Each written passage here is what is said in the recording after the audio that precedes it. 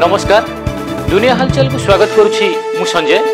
आसंतु नजर पकाइबा वर्तमान रो मुख्य खबर उपरे।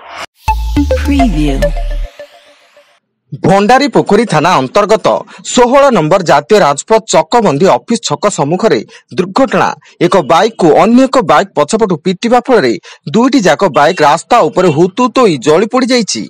एथिरे जणे बाइक आरोही बालेश्वर नुआ बजार अंचल समीर कुमार नियारे पोड़ी गुरुतर होइछन्ति। दिल्ली केशवपुर मंडी निकट दिल्ली जॉर्ज बोर्ड प्लांट रे 40 फुट बोरवेल भितर खसी पड़िला शिशु। घटनास्थल अग्निशम बाहिनी एनडीआरएफ और पुलिस नियोजित थिया बेले बोरवेल रु शिशुटी को सुरक्षित भावे उद्धार पाई उद्यम जारी रहिछि। राज्यर अधिकांश जिले में पाग सुखिला थिया बेले ताती बढ़िबा नै पूर्वानुमान करछि आंचलिक पाणीपाग केन्द्र। पश्चिमा झड़ प्रभाव में बायुमंडल में थिबा शुष्कता बढ़िबा सह टाण खरा अनुभूत हेबो। एने अधिकांश जिला को रेड और ऑरेंज वार्निंग जारी होइछि। विशेष भाव में ट्विन सिटी समेत सुंदरगढ़, झारसुगुड़ा, संबलपुर, पारालाखेमुंडी, टिटलागढ़, भवानीपाटना, मालकानगिरी रे तापमात्रा अधिक रही पारे बोली आकलन होइछि। सुंदरगढ़ इब नदी में भासी जाइतिबा 3 जनक मृतदेह उद्धार होइछि। मृतक माने मोहम्मद फरहान, मोहम्मद रिजवान एवं काका मोहम्मद साजिद होइतिया बेले समस्त सुंदरगढ़ सहर रिजेंट मार्केट अंचल भोजी करबाकू आसी नदी में गाधोइबा बेले नदी में बुड़ी जाइथिले। चेक रिपब्लिक रो क्रिस्टिना मिस्कोभा 71तम विश्व सुंदरी मुकुट पिंधिचंती। गत वर्षर विश्व सुंदरी पोलैंड रो कोरोलिना बिल्वेस्का मिस्कोभा को 2024 रो विश्व सुंदरी मुकुट पिंधाइचंती।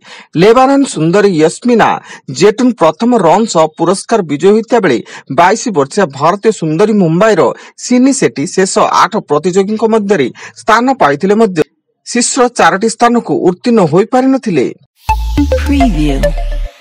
टिटलागढ़ उपकारागार 2 जन हत्या अभियुक्त विचाराधीन कैद फेरार। टिटलागढ़ उपखंड सिंदेकेला थाना अंचल में मानसिक पूरण पाई 2 शिशु को बलि देइतिबा गुणिया शोभावन रणा एवं केसिंगा डाक्तरखाना परिसर रे जने शिशु को कुआरे फिंगी मारिदेबा अभियोग रे गिरफ सुमित बिहारी जेल रु फेरार मारथिबा सूचना।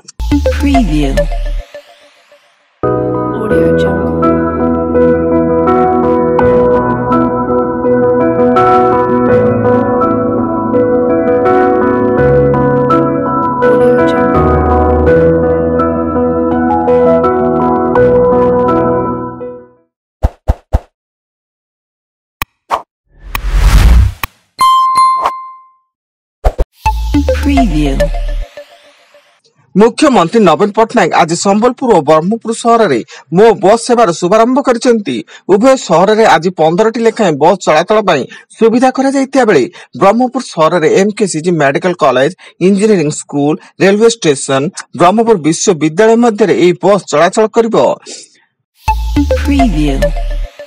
बासुदेवपुर धामरा रास्तार पारा पोखरी छक निकट में मर्मन्तुद सड़क दुर्घटना। एथिरे जड़े ट्रक चालकंकर मृत्यु घटिया बेले मृतकंक संपर्क और स्थानीय अंचलवासी क्षतिपूरण दाबी करी रास्ता अवरोध करिसेंती एवं खबर पाई घटना स्थानीय पुलिस तदंत जारी।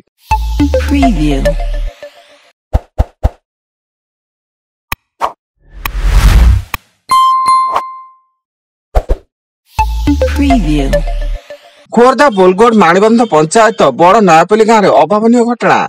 गां दांडे जड़े युवक रक्ताक्त मृतदेह पड़ रही बेले पूर्व शत्रुता को हत्याकांड घटी सूचना एवं मृतक स्थानीय अंचल शिव नायक होता बेले घटनास्थल में पुलिस तदंत जारी। एवं मुख्यमंत्री नवीन पट्टनायक आज राज्यर समस्त नूतन अनुदान प्राप्त शिक्षानुष्ठान कर्मचारी मानक वर्ष को 15 दिन सामयिक छुट्टी एवं महिला कर्मचारी 100 वैतनिक प्रस्तुतिकालीन छुट्टी प्रदान करने निमंते घोषणा करिसेंती। वर्तमान पाई एतिकी अधिक न्यूज अपडेट्स पाई विजिट करंतु आम वेबसाइट www.duniyahalchal.in।